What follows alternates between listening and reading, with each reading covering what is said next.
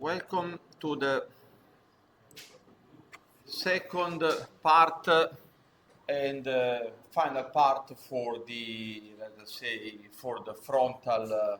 We are going to see again tomorrow, but this will be the final, let's say, the end of the course. My dream is that you are enjoying it. You are going to see me again in the second part, the more advanced course, which is certainly much more exciting.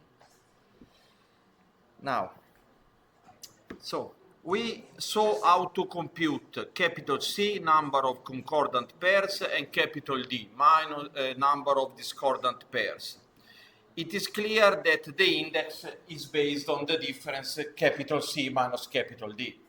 So if the index is positive, if C is greater than D, then index gamma is greater than 0.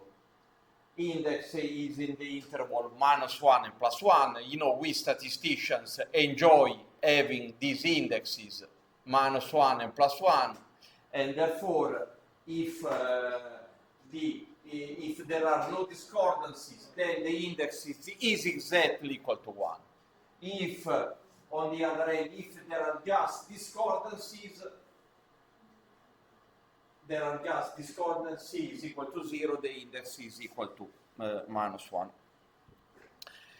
Comment, and then you can see for the case of this table of the two exams. Now, note that it says that this index ignores tie pairs. Therefore, there are variants of this index. So how you compute the denominator?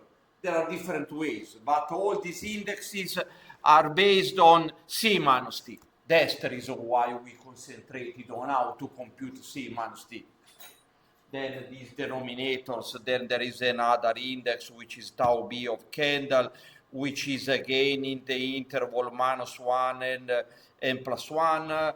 And then there is another index which is called the Somers, which is a symmetrical index. Now, how do we compute all these indexes in one shot?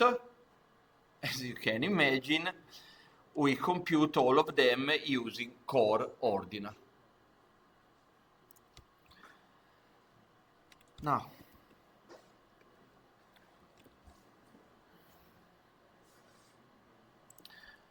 so this is our contingency table.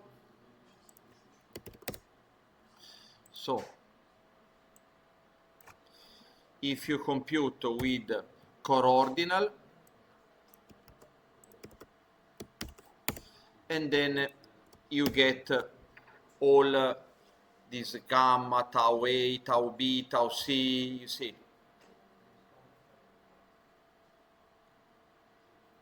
Right? So this is the confidence interval for all these indexes.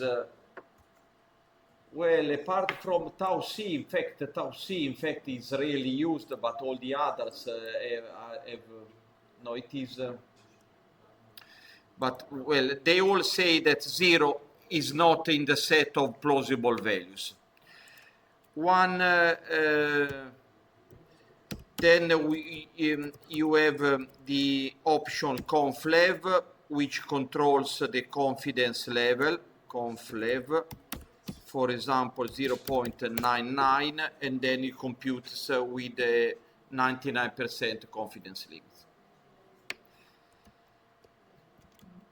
Now, let us see another example. Another example is sports health. Sport health, let us see this contingency table. This is a contingency table about amount of sport in the rows, and in the columns self-declared health. It's not something which comes from the doctor. It's what people declared. So you see these two variables are ordinal. Then let us see core ordinal, and now we call it with plots is equal to true.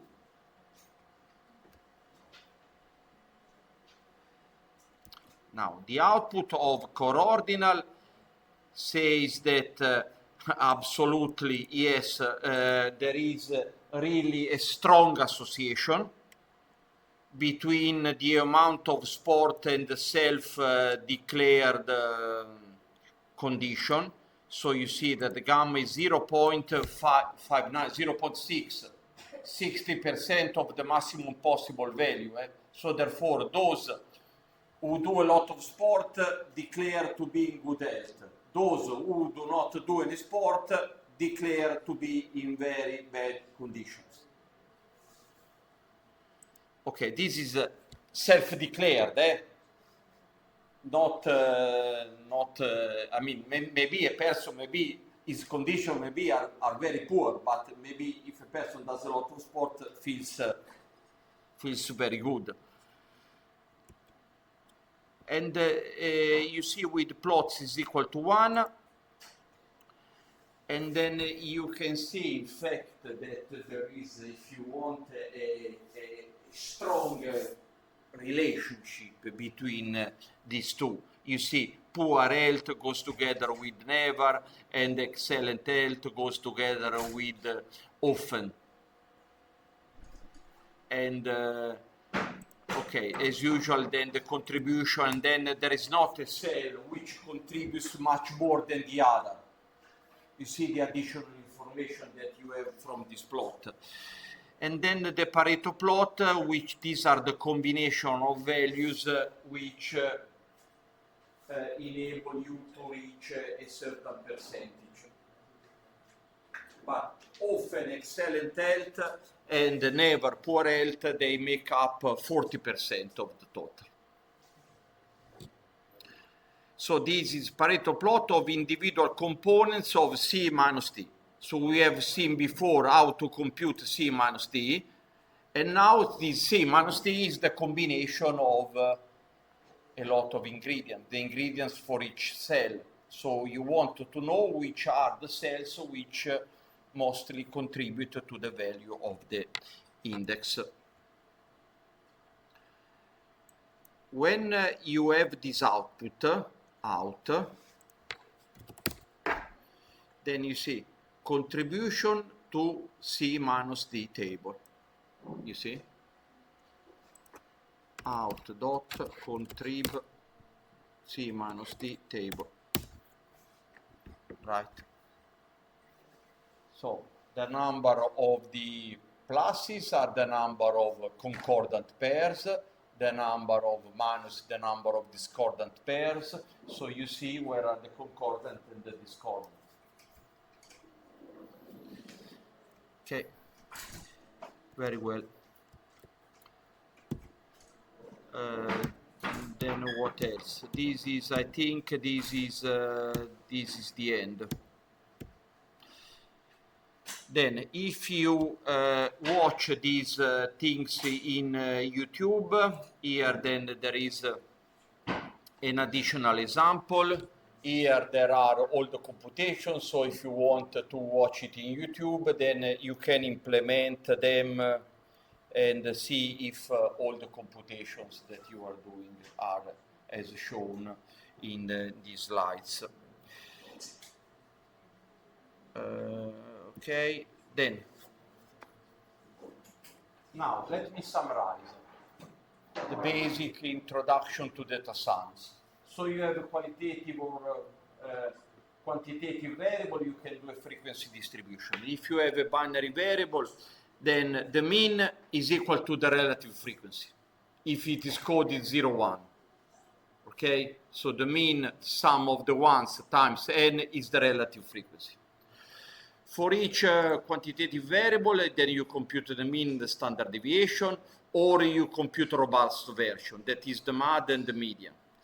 For all pair of qualitative variables, for categorical variables, you compute the contingency table and the test of independence and the association index, or the index of reduction of heterogeneity. For all pairs of quantitative variables, you compute the correlation matrix and the p-values and so on and so forth. This is what all that we have seen so far, coupled with the plots. Now, what is the most appropriate index of association to use? Certainly, it is important to understand whether you are dealing with categorical ordinal or not.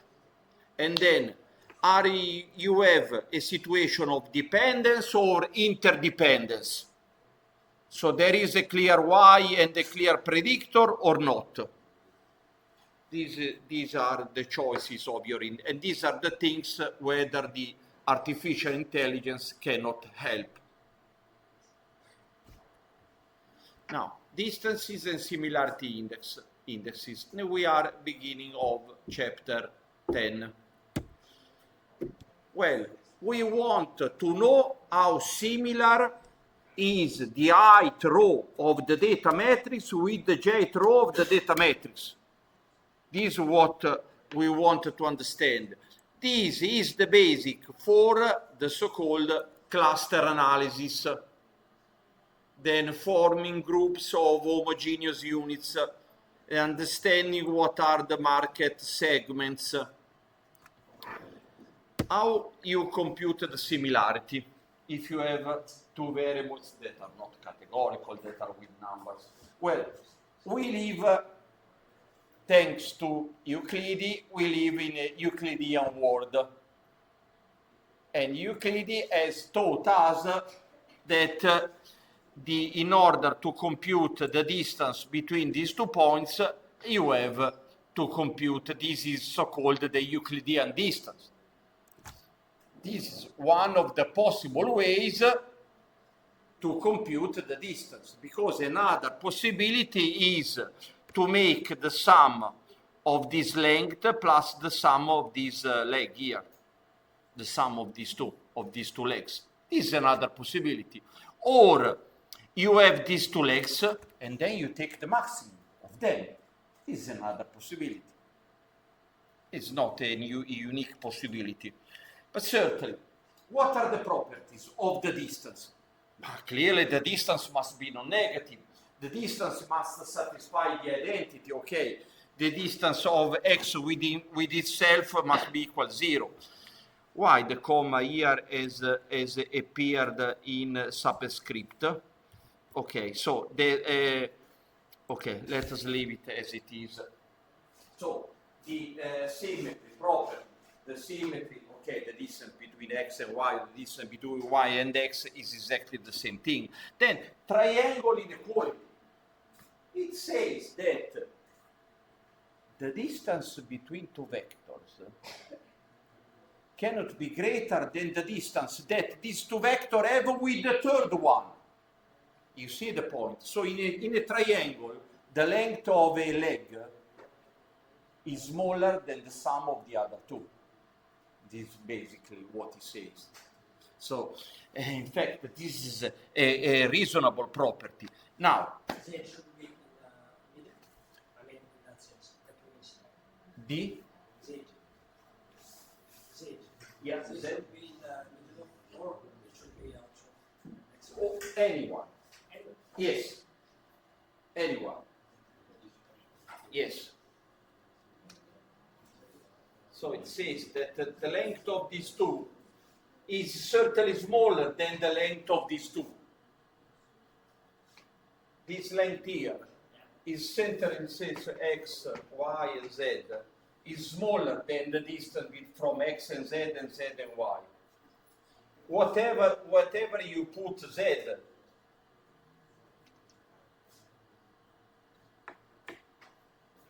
let us see it again. The distance between x and y,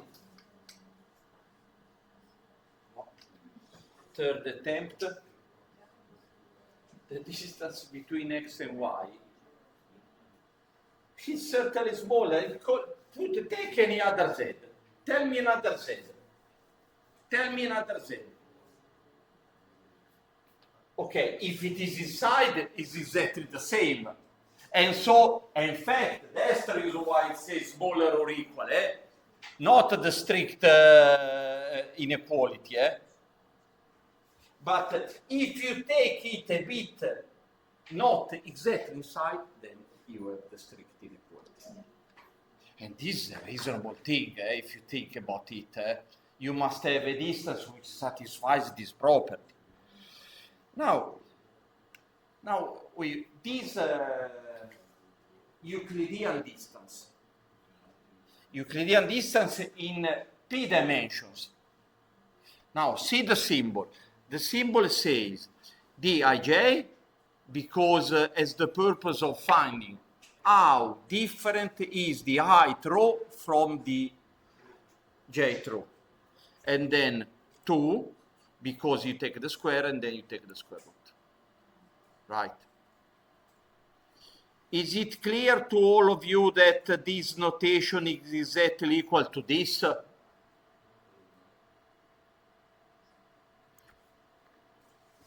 Or not? This is the matrix formulation.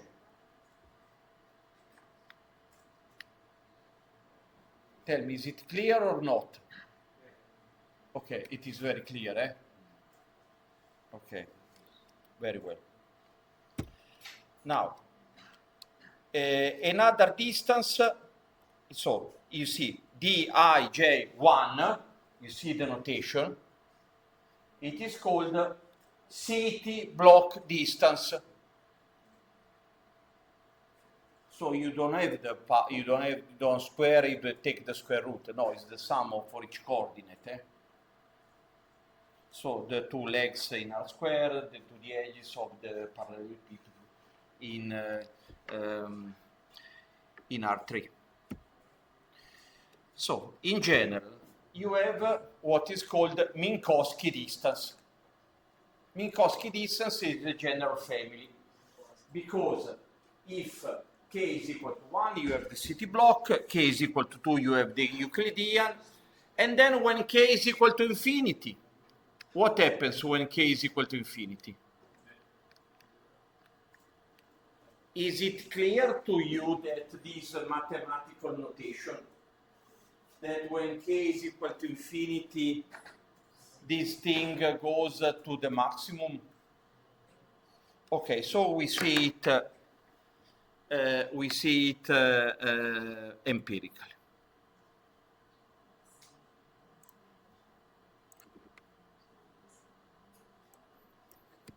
So if you have, let us say, k is equal to 5, and then you have, for example, 2 to the k plus 5 to the k plus 8 to the k.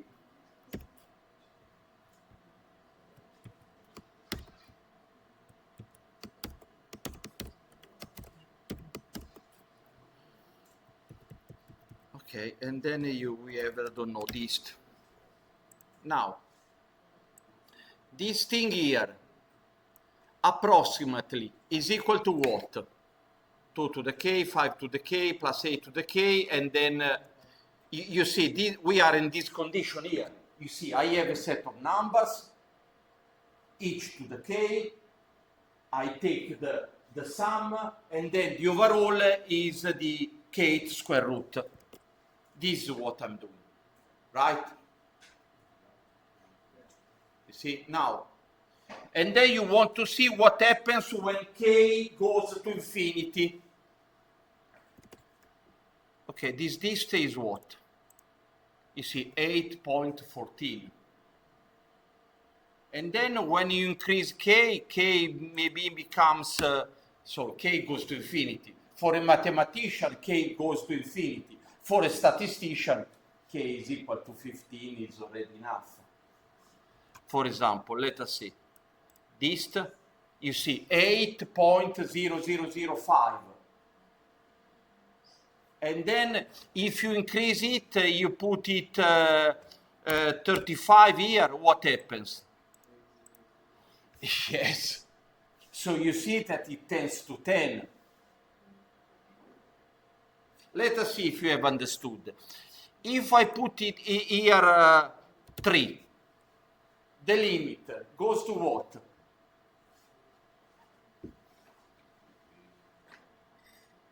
The limit goes to 5. Let us see. The limit goes to 5, Right.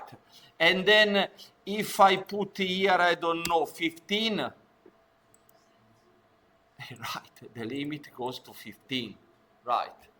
Therefore, well, therefore, the limit, you can see, when k is equal to infinity, the limit tends to the maximum. You have a set of numbers, and then the limit goes to the maximum. And this maximum is called Lagrangian Chebyshev. Chebyshev is also written in all possible ways, or chessboard distance.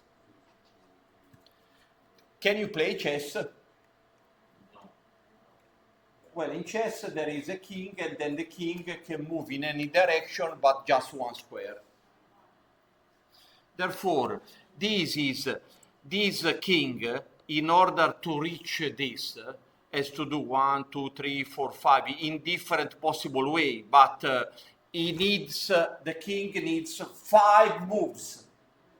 This is the number of moves that the king has to take from going to one point to the other. So it is the maximum. So here it is 5, so it's 5 and 1. So it is 5.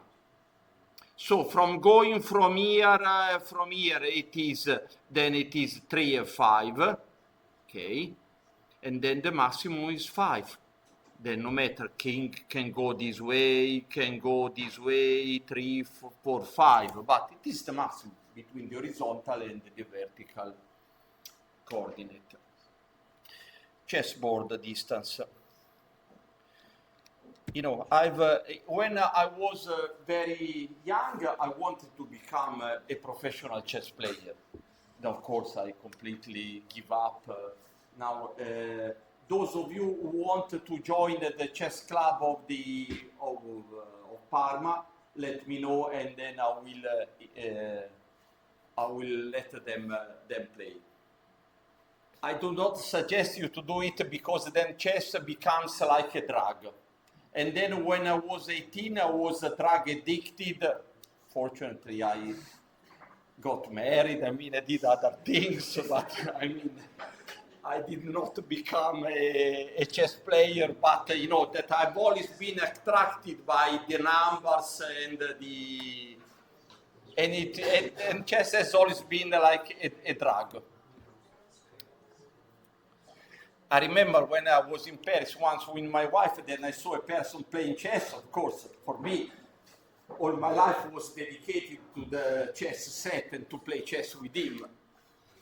Okay, well, okay. Now, can you tell me what is the Euclidean distance between row A and row B?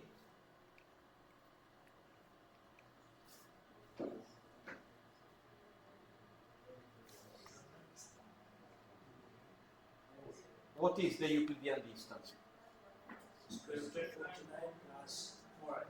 It is 7 squared plus 22 squared and then the square root. Okay, it's clear? And what is the city block distance between A and B?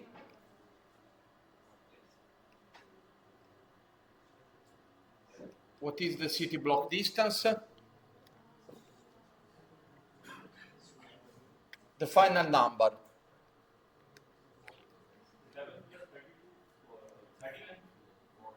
And then the final number is?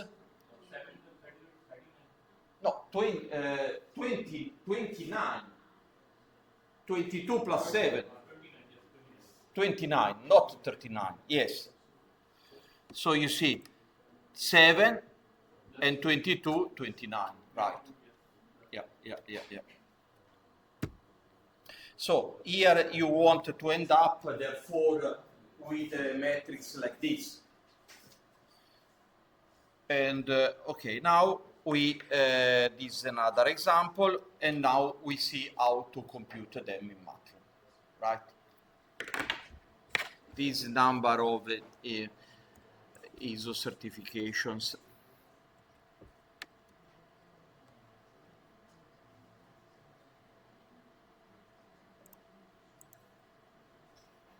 Okay, so this is the original matrix.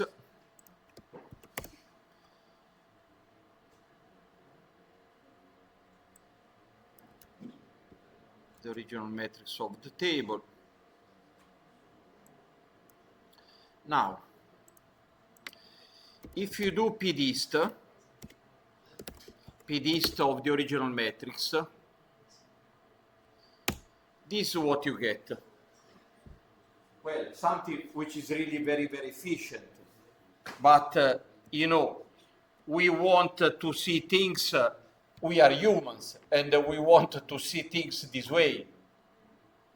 Not in this, because, you know, this is the distance between first and second row. This is the distance between first and third row. Distance between first and fourth row. And then first and 5, second and third, second and fourth, second and 5, third and fourth, third and fifth, and then fourth and fifth. Okay, but if you want the distance between the second and the third, you have to count them. It is very cumbersome. But you can imagine that if you have a matrix which is 1 million of rows, it is unfeasible to compute 1 million times 1 million. That's the reason why you compute just in a vector the triangular part. This goes without saying. But however, how do you do in order to make it in square form? Square form. So, if this is A, square form A, and that's it. So this is the vector transformed into square form. So in one shot, Euclidean. In one shot, this is the code. And then here you put the, you know, the array to table, the usual thing. Of course, the matrix is symmetric, as we have seen. The matrix has 0 on the main diagonal, the distance between each element and itself. Okay. Now you see pdist, therefore x, and then comma. Oh, now you see, the default is the Euclidean distance. So if you don't specify anything, automatically this is the word we live in. Euclidean distance. Okay. City block. Well, city block. Okay, square form. Okay. Or Chebyshev, you know, the chessboard distance, the maximum. Right. So Chebyshev, you know, 3, the maximum between the difference between 3.4, 1.2, and 5.1 and 5.1 and 2.1. The maximum is 3. Okay, now let us see. If you here you choose Minkowski, what do you expect when you choose Minkowski? Then it says you have chosen Minkowski, and then you have to tell me which is the value of k. You see, that was Minkowski. Minkowski depends on the parameter k.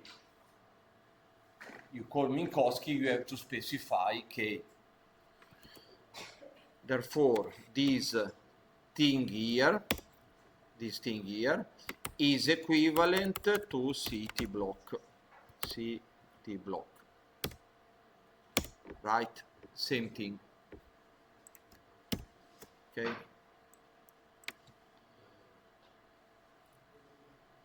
Yes, or Minkowski, a very, very large number, is equivalent to Chebyshev distance, the maximum.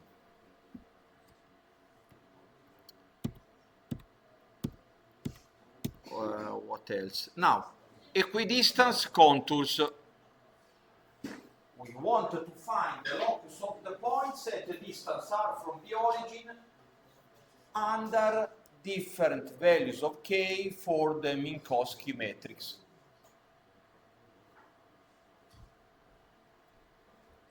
So, let us see this file Mink contours.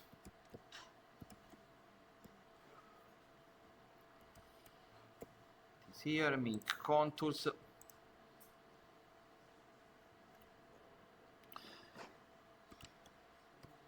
Now, what would you do to plot this equation here? You have the x-coordinate, for example, in a particular range, and then you have to find y. You have to solve for y. It is clear.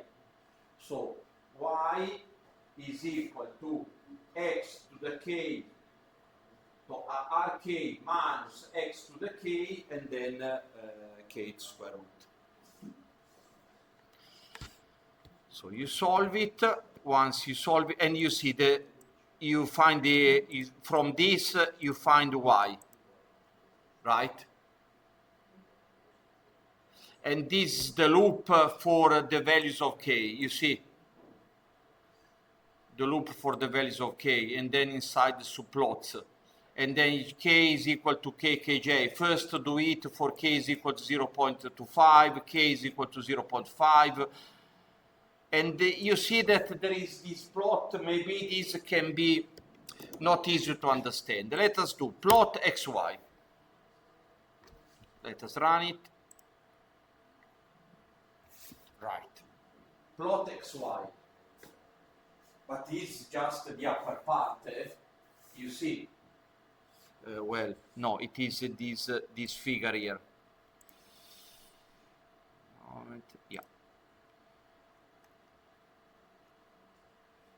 This plot xy. Okay. Let me just run this section. Run this section with, and let me remove plot xx. Okay. Done. Fine. So you see x and y. But you want to see what is the other side.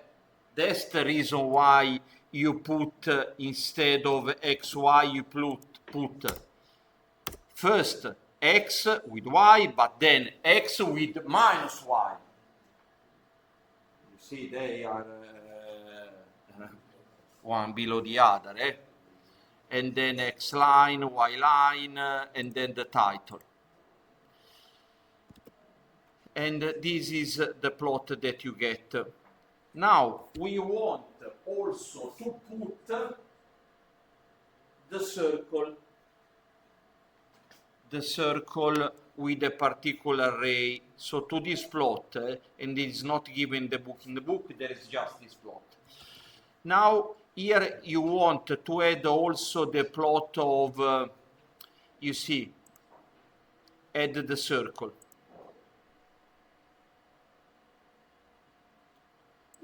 That is the plot for k is equal to 2. Let us see it. Okay, and then I have to put back plot x and minus x. Okay, so in blue are the set of points which have the same distance. Here it says that with k is equal to 0.5, all these points have the same distance from the origin. For the city block matrix, the point which have the same distance from the origin are in the square which is inscribed to the circle. Well, the set of points such that x square plus y square is equal to r square is the circle, right? This goes without saying. But when k is greater than 2, you can see that these points get the same distance. And then when k is equal to 10, you see how this smoothed becomes this square. When k goes to infinity, what happens to this thing? When k goes to infinity, for example, let us put instead of 10, we put 50. You can see here, put 50. You see these smoothed angles. What does it tend to? Tends to the square, which is circumscribed. Okay. Therefore, CT block matrix, a square which is inscribed. As k increases, the set of points with the same distance tends to the square which is circumscribed. Right? Well, what is better? Certainly, this is something that really I cannot understand, I have never understood, to use k is equal to 0.25, because for me to think that this point has the same distance than this point here, well, you know. However, it is important to understand this plot, because you know, generally the most used distances are CT block, Euclidean, or the chess set distance.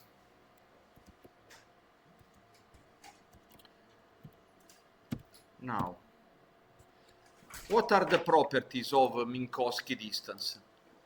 It is non-increasing. Therefore, the value of the CT block distance is always greater or equal than the value of the Euclidean distance, and always greater than the value of the Chebyshev distance. Now, it is translation invariant. If you add C, you make the difference, therefore C does not matter. Then the Euclidean distance is rotation invariant. Well, now, is it clear to you why the Euclidean distance, in this case the square of the Euclidean distance, y can be written in this way?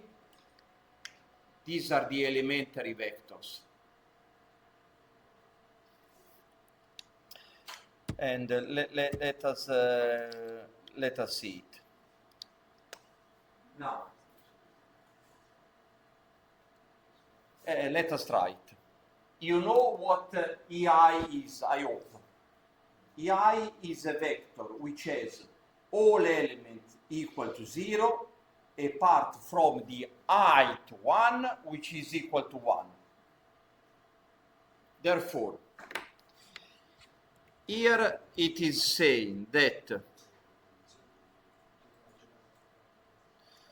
let us see, if you have a particular matrix here, you have, let us say, E3. E3 is equal 0s 1 5 0s 5 1, and then E3, the third element, is equal to 1.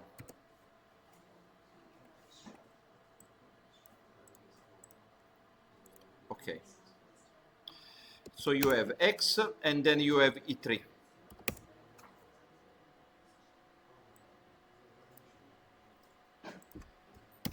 Let us do. Okay. Now, E3 transpose times X is equal to what? A row that has 6 and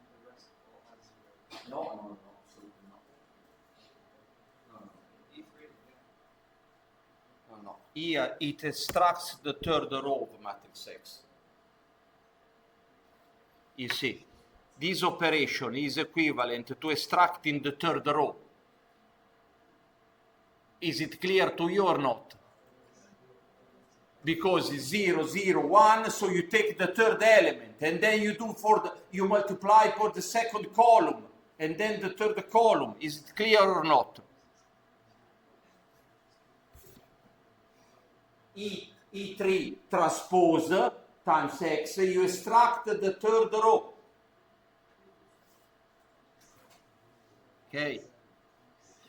On the other end, if you do 0, 0, 0, 1, 0, and you multiply it by X, you extract what? The fourth row, yes, the fourth row. Right. Now you can understand it, that this is, you extract the ith row. Can you see the notation? You extract the ith row. And now if you take the transpose, AB transpose is B transpose times A transpose. And so you have this thing. Therefore, xi minus xj is equal to this thing or is equal to this thing. You see the algebra. But now we did a beginner course. Next time we will do a course with the algebra. This goes without saying. So you have 2 or 3 months to get along with this notation. Because or you understand it when you are young, or otherwise you don't understand it anymore. Okay. And then here, and that's the reason why, okay, xi minus xj, now you can see it. So you replace xi minus xj with the corresponding values, and this is what happens. Now, if you multiply x by an orthogonal matrix, what is an orthogonal matrix? An orthogonal matrix is a matrix such that the transpose is equal to the inverse. So, now written in this way, x, if x becomes x times t, you have t transpose. T transpose is the identity, and so it is easily proven. This means that if you do a rotation, if you rotate, the Euclidean distance remains the same. But if you do a rotation, if you have an orthogonal matrix, and the orthogonal matrix is a matrix which enables you to rotate the points. If you rotate, the distance remains the same. Okay. So, therefore, city block generally is less affected by the outliers because, large components, you square them, become even much larger. So it's less affected by the outliers. But if the variables have different measurement, different unit measurements, then it is clear that we have to proceed with zeta scores, with variables where you have, all the columns, the mean is equal to 0, and all the columns with the variance is equal to 1. If the variables have different unit of measurement. Otherwise, it depends on a unit of measure. You cannot pretend that if you measure with the euros or with dollars, then your distance changes. No, this is unacceptable. Okay, so there are therefore these exercises in a survey about qualities of life. So you have these 3 variables, and then it says calculate the corresponding matrix of standardized deviation, and then on this you compute the city block distance first on the original data and then on the standardized data. So these are 4 4 towns of our region, which is Emilia-Romagna. And then, you know, these variables have a different unit of measurement. It is clear that the data have to be standardized in such a way that the sum of these values is equal to 0, and such that the variance is equal to 1. And then on the standardized values, you compute the city block or the Euclidean distance. And then you can see that the ordering is different, of course, but it's much more correct to work with standardized values. Now, here it says, using the data in this table 10.2, then verify that if you compute S Euclidean is the same thing as standardizing the value and then computing the Euclidean distance on the standardized values. So you see, therefore, if you have this matrix X, so P dist X, S Euclidean,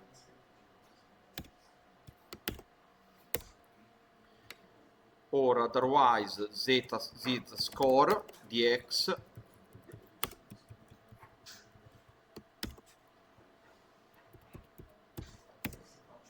the same thing. Okay.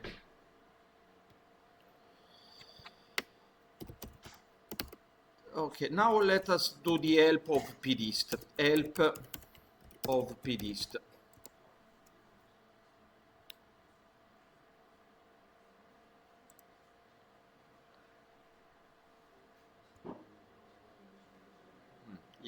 You see which bug I have now? Look. Now, okay. So you see the help of this. You see P dist with just a single argument, Euclidean distance. With the two arguments, then you specify the distance parameter. And then here you say S Euclidean, standardized Euclidean distance. You see? Now look on the other end, the squared Euclidean. Squared Euclidean is the squared Euclidean distance. This option is provided for efficiency only, but it does not satisfy the triangle inequality. Yes, it is amazing, because if you change from Euclidean distance to squared Euclidean distance, then triangle inequality is not satisfied anymore. You may think that is something which is irrelevant. No. Triangle inequality is not satisfied anymore. In fact, here correctly said. Now, let us see. Here we are here. Okay. Therefore, let us do in or better. Let me say no. This okay. Let us see an example. An example that I wanted to show you is Euclid square.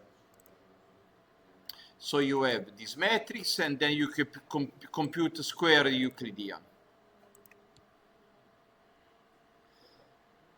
So, square Euclidean. Do I have the slides?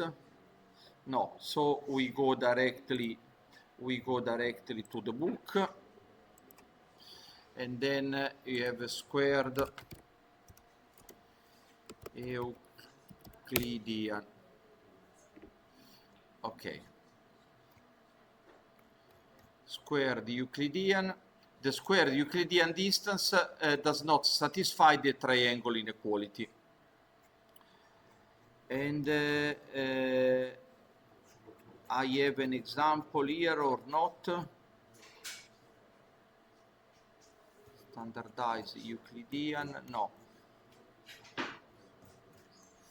However, the thing is as follows. You see that you have 1, 2. 1, 2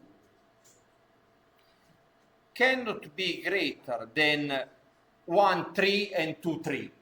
Okay? 1, 2 cannot be greater than the distance from 1 and 3 and 2 and 3. Because what we were saying before, the distance between 1 and 2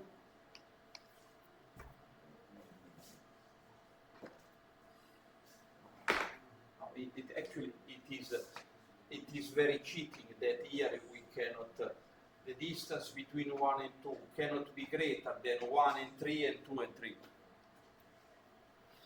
What is the distance between 1 and 2? 533.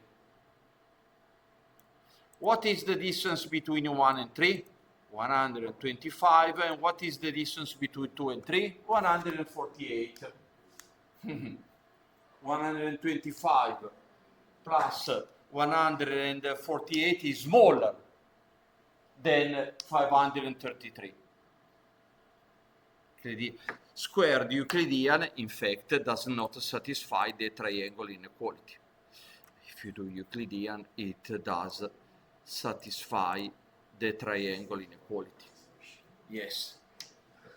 Now this time. Yeah, you have a question? Yeah, but what's the point of using the square? Well, in the past, it was a computational advantage, because in the past, to compute the square root, nowadays, to compute the square root, you say, but the word in statistics always works with the squared Euclidean distance. But however, you have to be well aware that, to do your mathematical tricks, you work with the squared Euclidean distance. But for interpretation, you use the square root.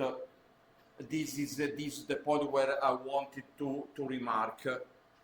And in fact, here it correctly says it. Okay, these are the 1 million of things that are neglected for people. Say a beginner who doesn't know anything. A beginner, this doesn't mean anything. But now that you know it, it is clear that this is a crucial issue.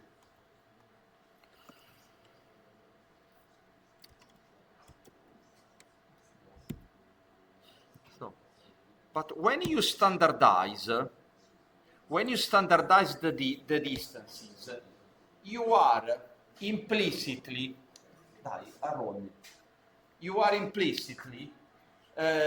giving a different weight to the different variables.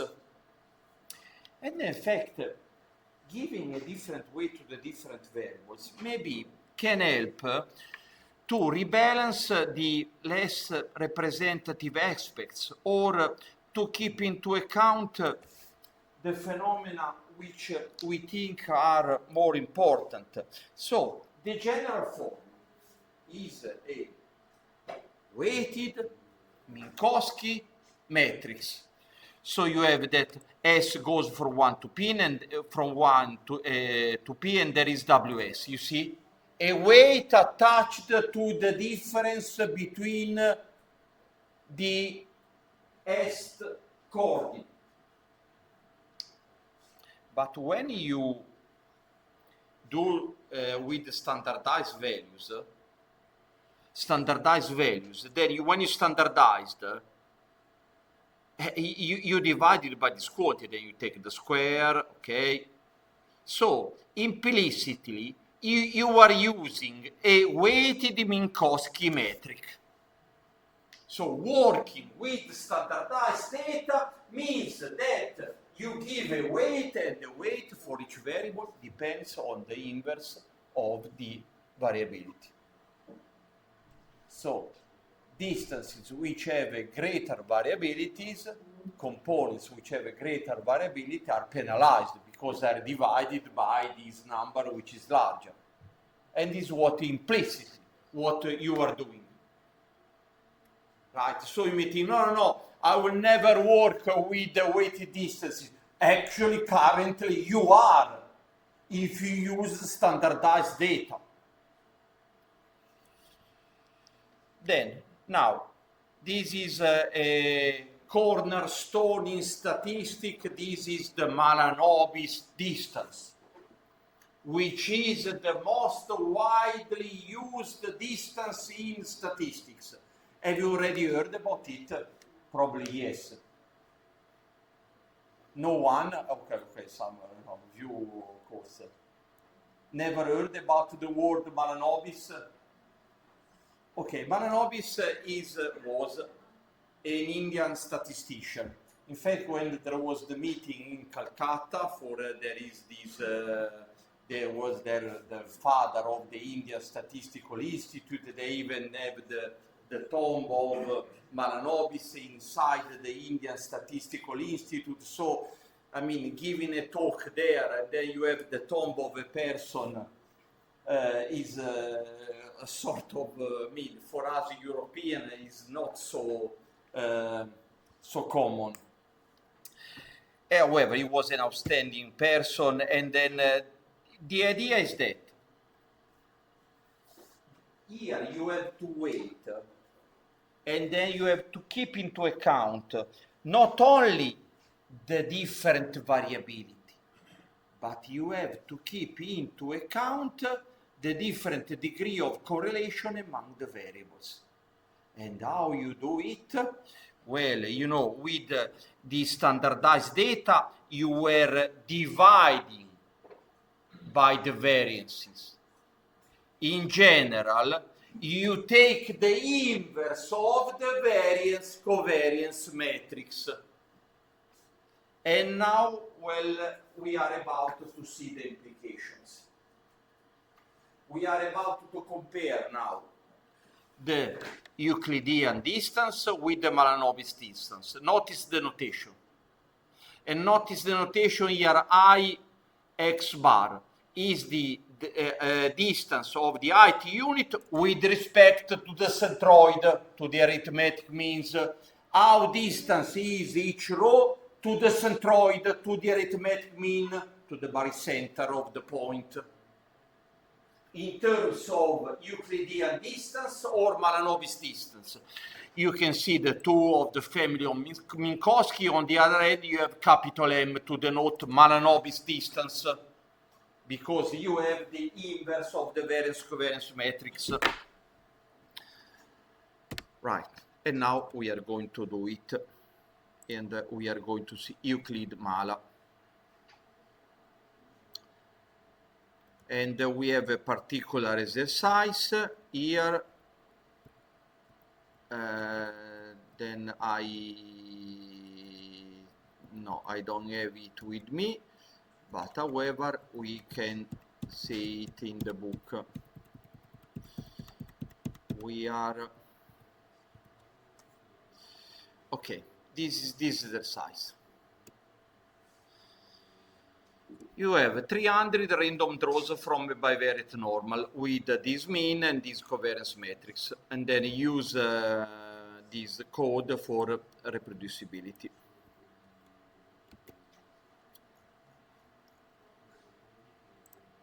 Now, see if these four lines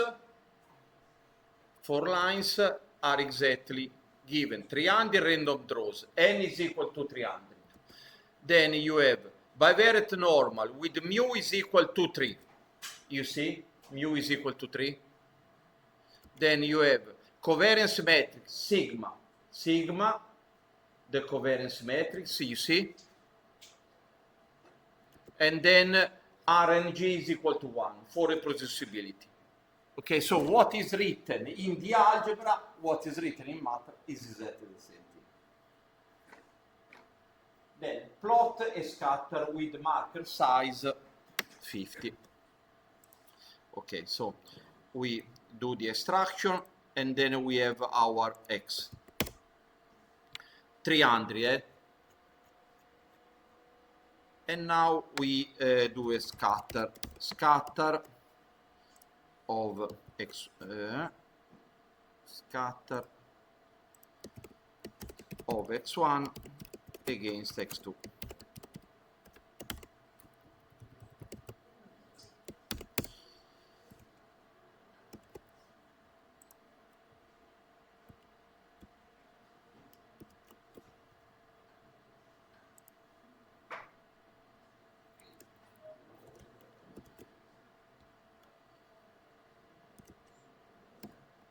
Okay, yes, it did the scatter here, so let me close the graphical window. Right, so this is the scatter. These 300 points generate from a multivariate normal distribution. The true centroid is 2 and 3.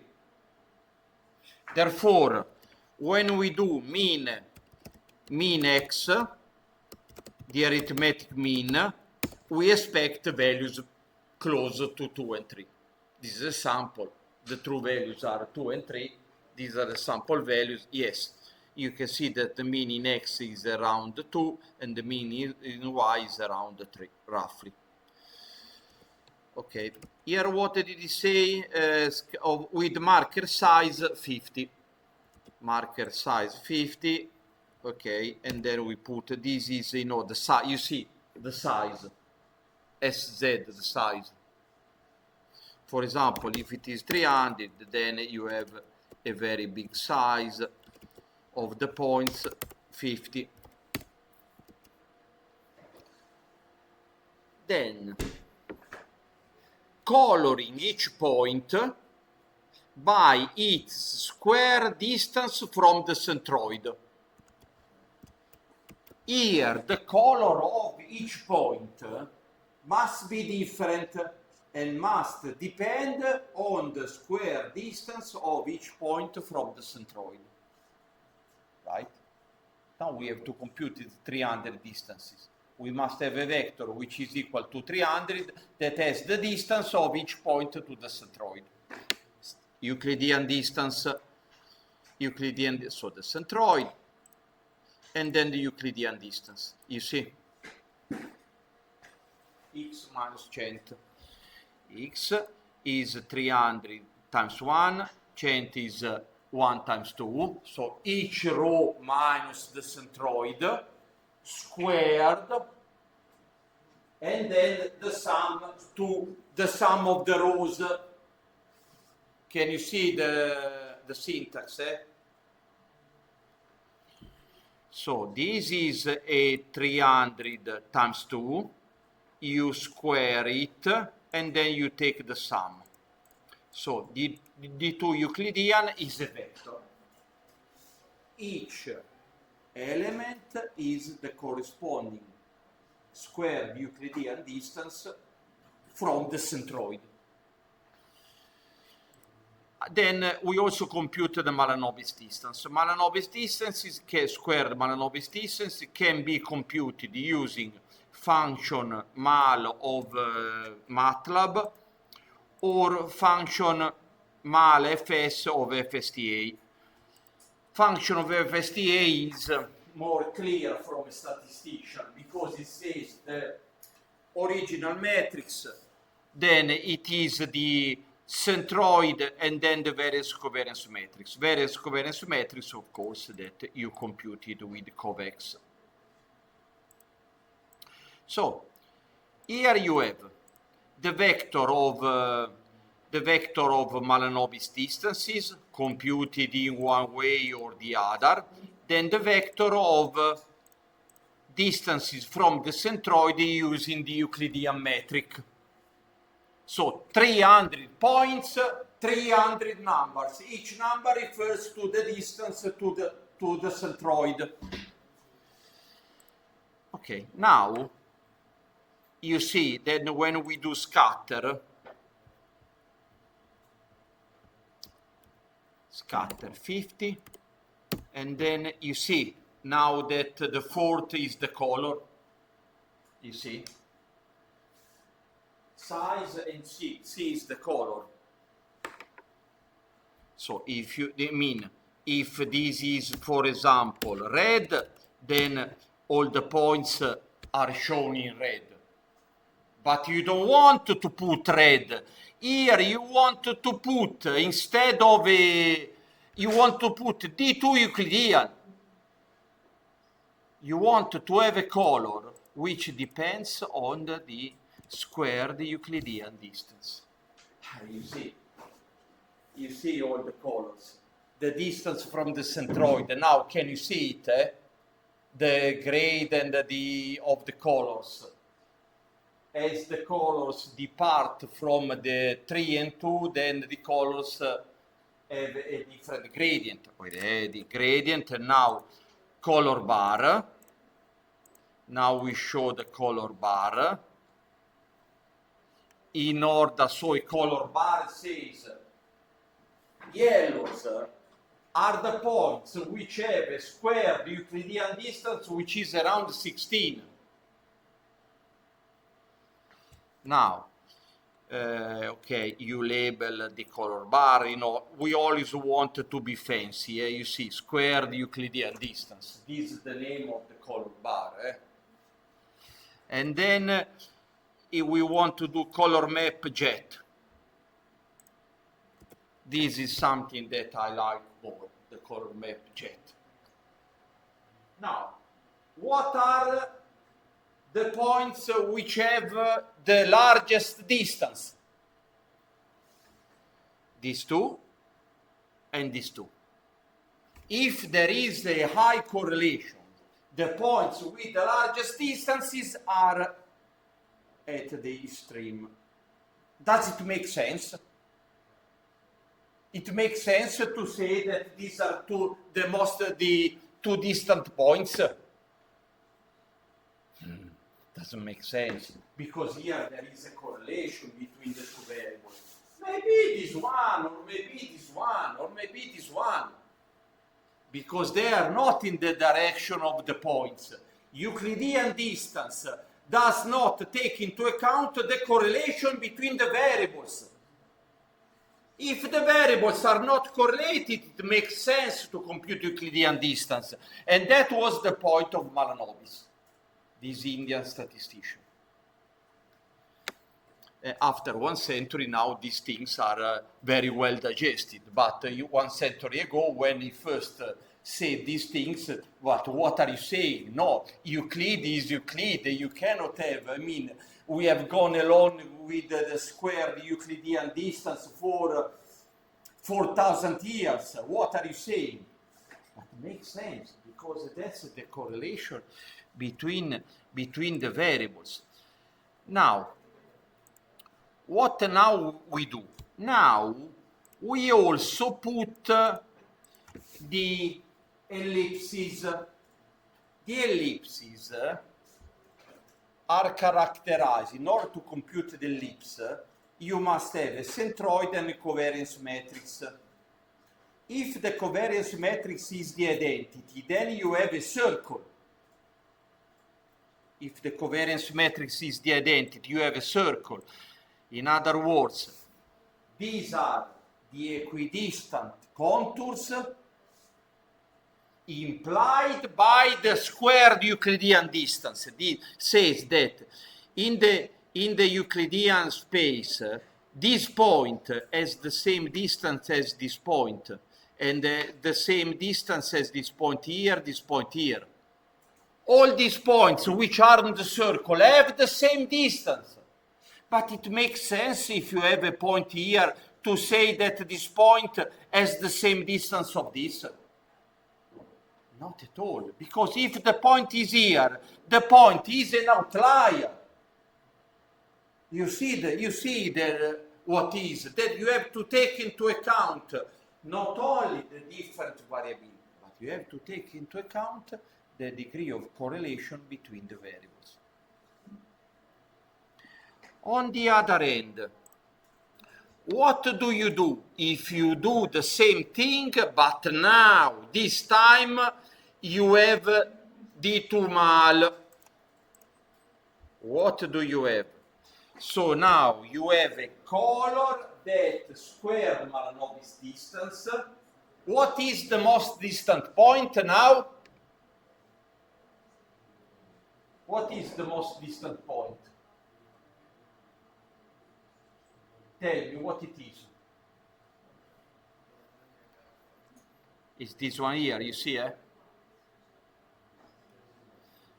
And this one, this one is light blue. This one is light blue, eh? Is not the large. And now we put the contours. And now we overlay ellipses. Ellipse, the centroid, and then the various covariance metrics, and then the confidence level probability. Oh, this is now what you expect. You expect that all the points which are here have the same distance.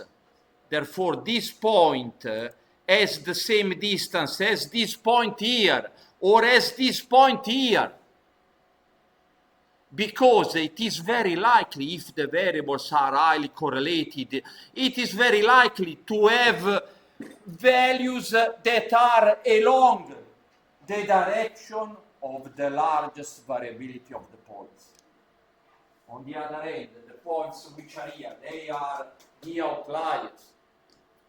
And you know, thanks to the outliers, I became full professor of statistics. So I have to thank the outliers. Thanks to the fact that the outliers existed, I make my fortune, right? Yeah. But this is fascinating. Well, there are much more fascinating things in life, I agree. But in my opinion, this is something which has always fascinated me. I mean, this thing and then this distance is...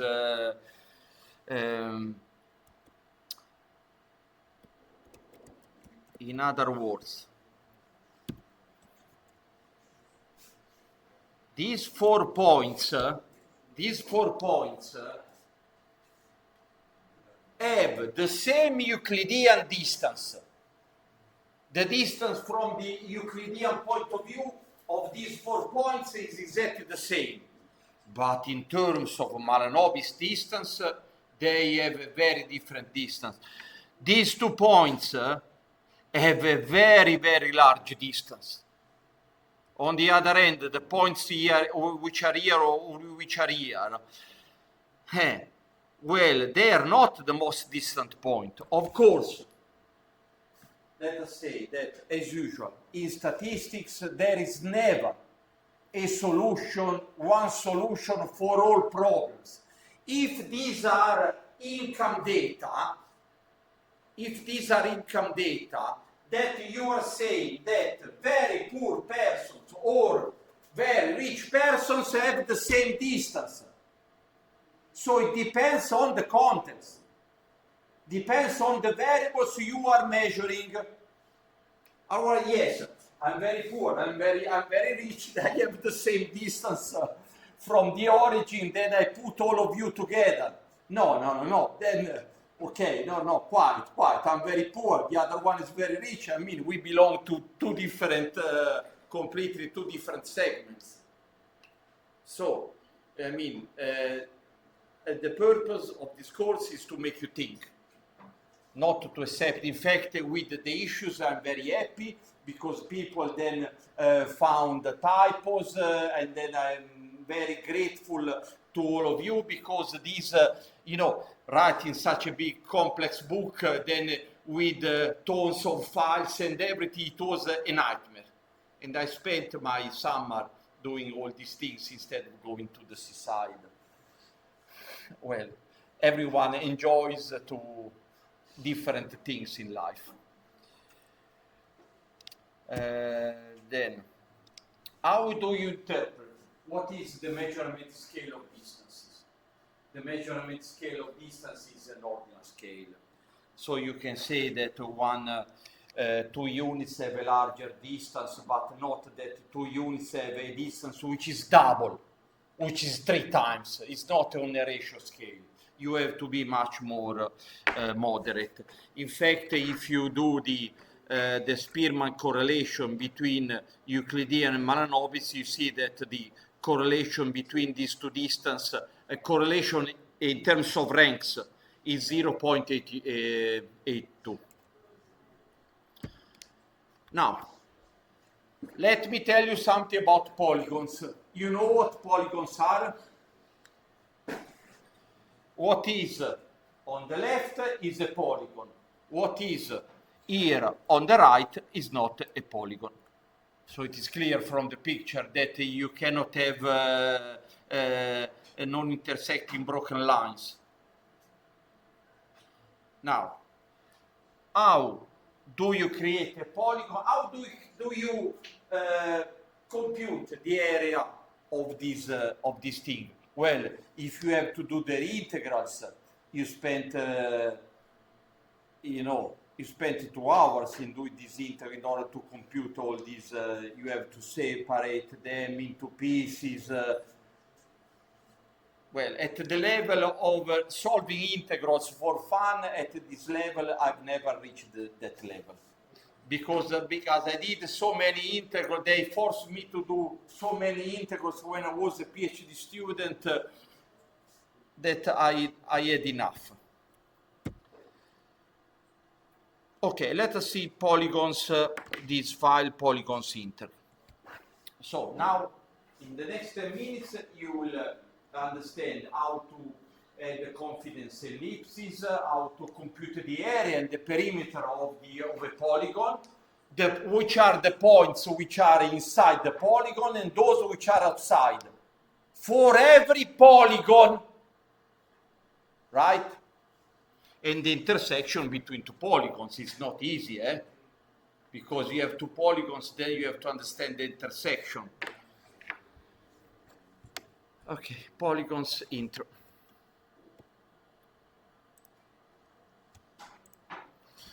So this is this data set where we have the advertising spend and revenue.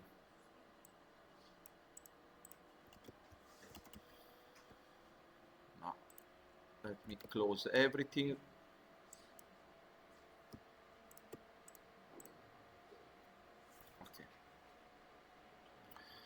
Okay, this is the scatter, as you can see, advertising expenditure and then revenue. Okay, clearly a positive relationship. What is the direction of largest variability, in your opinion? The direction of largest variability surely is this one. Then you can, well, roughly, because the variables are positively correlated. So, if you do ellipse, then mea x is the centroid and S is the covariance matrix. And then here you put here a particular confidence level. What you do, you compute this ellipse that encloses all the points. Well, 95% confidence ellipse. And let us see the axis equal. If there is not axis equal, let me see. If there is not axis equal, you see what is the problem. It doesn't seem to be an ellipse, of course. A beginner will do like this, something like this, a beginner, no?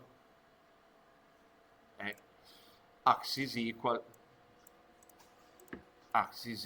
okay, that's the job. So the same distance here and here. Of course, this goes without saying axis equal. And then you can see the direction of largest variability. And that's the idea of principal components. Project the points along the direction of maximum variability. Now, what is the area at the perimeter of this ellipse? What would you do? So, ellipse is a polygon. So, what you do, with this function polyshape, you transform a set of points into a polygon. This function has always amazed me, because now you have created what MATLAB calls a polyshape, a polygon. So you have this set of points, so he has removed the duplicate vertices, inconsistencies and everything. It has become a polygon. It has become a polygon. If it is a polygon, then area of the polygon, and it is the area. Perimeter of the polygon, and then it is the perimeter. And then here, you know, that at the current stage of mathematics, we do not have yet a formula to compute in exact way the perimeter of the ellipse. It does not exist yet. We just have an approximate formula which is due to an Indian mathematician. And in fact, there was a famous movie of this, when I don't know if you saw it, this Indian mathematician who goes to UK to study, but it's a very nice, it's a very nice and very nice movie. Yes, Ramanujan, right? Correct. So we just have now. Let us see now the centroid. The centroid computed. With the formula centroid. The formula centroid, and then when you display the centroid, then it says 91.12. Now let us see the arithmetic means. So you see, this is computed as perimeter, centroid, area, and then it finds this value. Now let us check if it is able to recover the arithmetic means, which is the center of the ellipse. The arithmetic means, that is amazing, exactly the same thing. So this means that so far the orbits of the planets that have this elliptical shape, so far even NASA can compute them, the length, the perimeter, just in an approximate way. We don't have the formula to compute the exact way in a universe that is amazing, is a mathematical universe. It's incredible that our universe is a mathematical universe. The more you study and the more you understand that our universe is a mathematical universe. Incredible. Then, points in and out of the ellipse. There is the function in polygon. In polygon, so you give a set of points and then you give the coordinates, and then in polygon automatically tells you a Boolean, and then this Boolean says 1 for the points which are inside and 0 for the points which are outside. So there is really nothing to do. And then, yes, now this figure, then you plot. You see, with a different color, the points which are inside and which are outside. Okay. Yes, you see. And now the major axis line of the ellipse. Now, what is the intersection between this line and the ellipse? So the part of the line which is inside of the ellipse and the part of the line which is outside of the ellipse. In mathematics, what would you do? A system, okay, the coordinates of the ellipse and the coordinate and the equation of the straight line. This is what you will do in mathematics.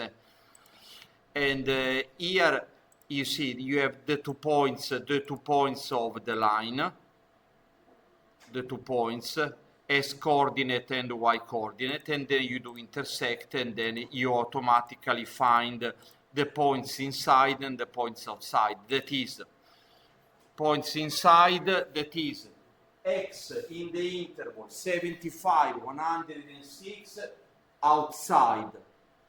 Then in the interval, then the Y interval, which is inside. And then the intervals for which it is outside. Let us plot it.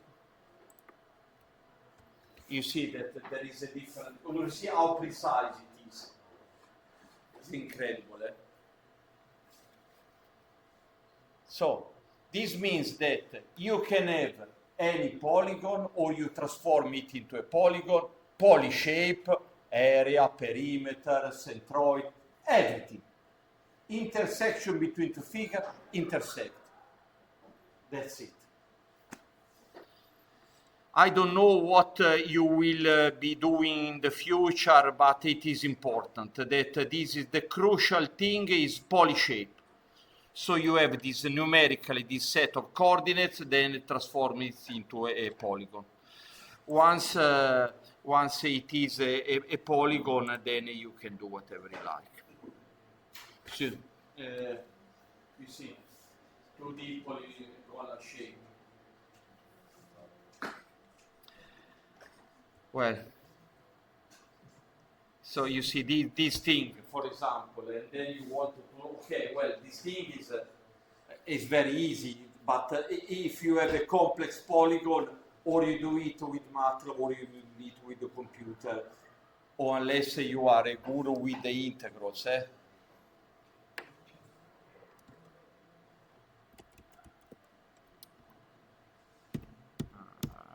Okay, and then just let me finish with the similarity indexes. Similarity indexes where you have P qualitative binary variables. Now the variables are binary, presence or absence. And then you want to see what is the similarity or dissimilarity. Okay? 1 minus similarity index is dissimilarity.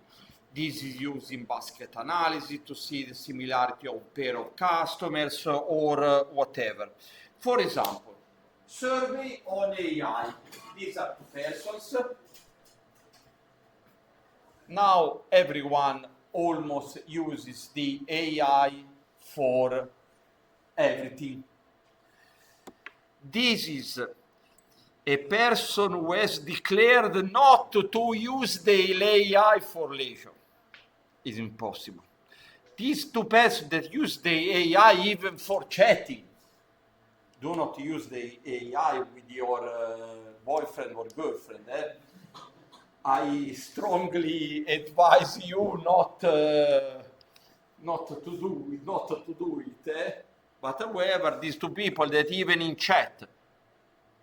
Now, you see that 6 items, yes or no. Can we form groups of students to give similar ratings? So in general, you have P accessories of car models, of P brands or whatever.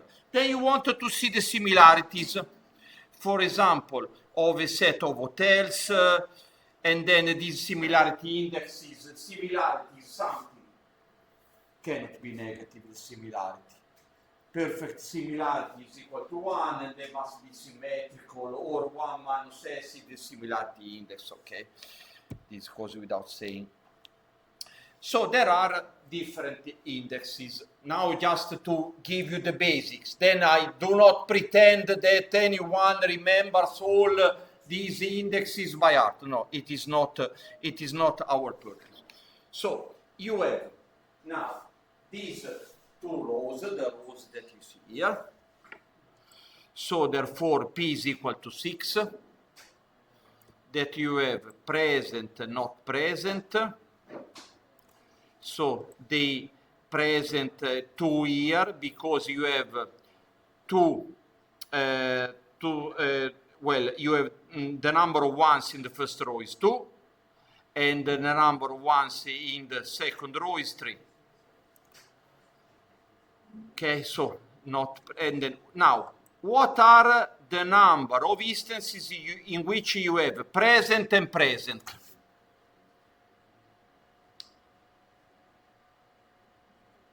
Which number should be put here? The number of co-presences. What are the number of co-presences? 2. 2, clearly, yes. And the number of so-called co-absences, 1, 2, 3, the number of the pairs of zeros, right?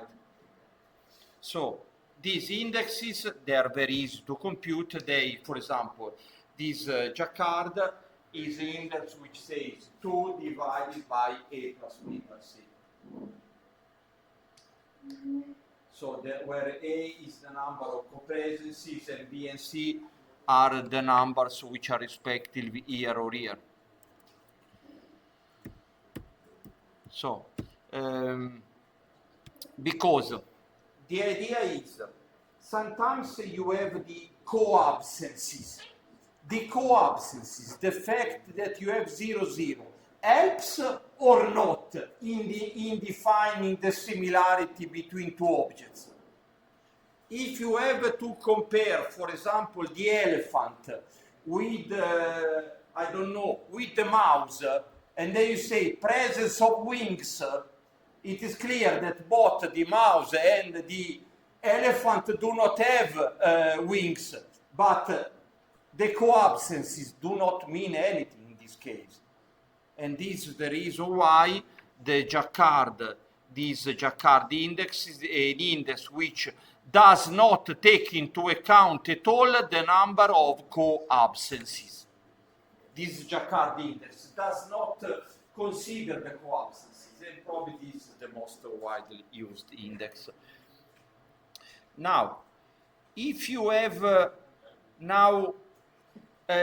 variables that are both categorical and quantitative, because this is the typical case. So you have variables, for example, hotels, you have variables, the presence or absence, and then you have variables that are quantitative.